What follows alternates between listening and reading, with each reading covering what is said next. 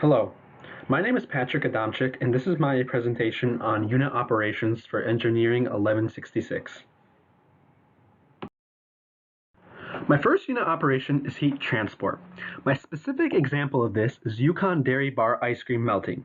Most people haven't experienced this since they're usually done before it happens, but it does happen, believe me.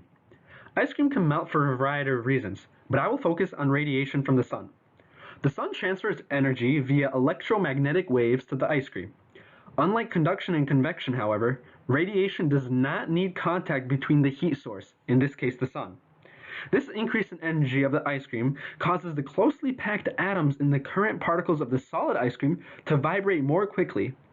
This increase of vibration of ice cream particles is what determines the state of the ice cream.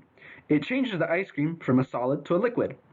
This vibration can be quantitatively analyzed by taking the temperature of the ice cream.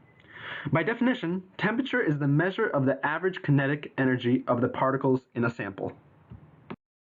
My next unit operation is a thermodynamic process, specifically refrigeration.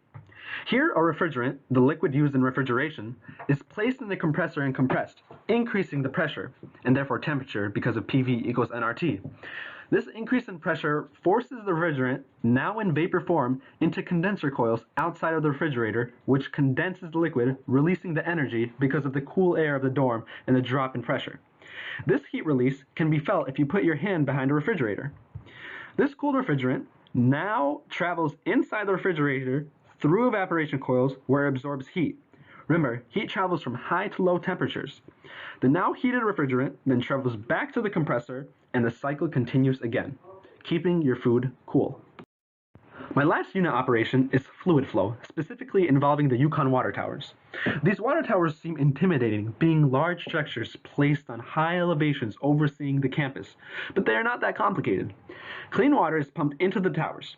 When Yukon needs water, pumps use the potential energy of the water to pump throughout the campus.